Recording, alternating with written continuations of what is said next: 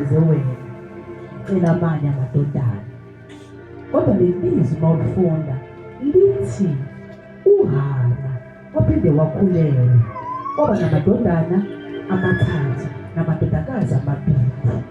Akawacelanga amadodakazi amathathu, kodwa uNkulunkulu ngenxa yokuthi umbonile ngokuthembeka kwakhe wabe somnikeza amanye amadodana.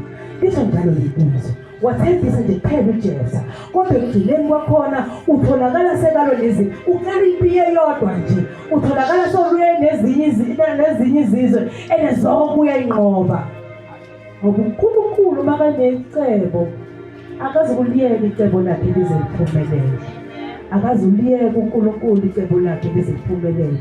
Umbona abanye ekhuluma noMoses, uthi Moses wasekuqaleni umthathu yombeka nje khona eGibhithe ukuthi amlungiselele khona aphile khona leyo ndawo, noma ngabe abantu bakhona bethanda bangathanda ukhula nabo. Haleluya. Lento efanayo noJeftha, uyahamba uyokhula kuleya ndawo abamfune banjalo, ukhulela kuyona babona ubuqhawe bakhe. Haleluya. Lisho njalo lelizwi lithi ukhula laphana eGibhithe uMoses uyakhula, egcineni uNkulunkulu uthi wena uzokhipha abantwana bakwa-Israyeli kule ndawo, noma bekuthi akwazi ukukhuluma kodwa uNkulunkulu uthi uzawukhipha lesi sizwe kule ndawo, uzohola labantwana ubakhiphe la kule ndawo. Ubeka icebo uNkulunkulu bese noma kuthi in between ukuthi kwenzakalani, lethi uNkulunkulu usuka necebo ukuthi ekugcineni nako lokho kuzokwenzeka.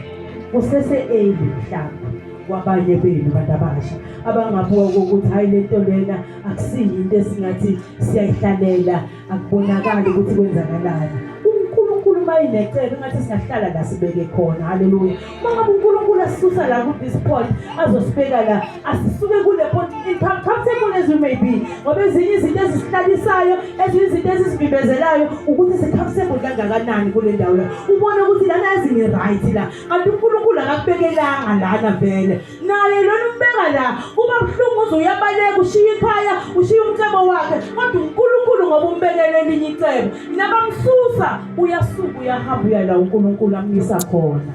Kanti uNkulunkulu sesenecebo.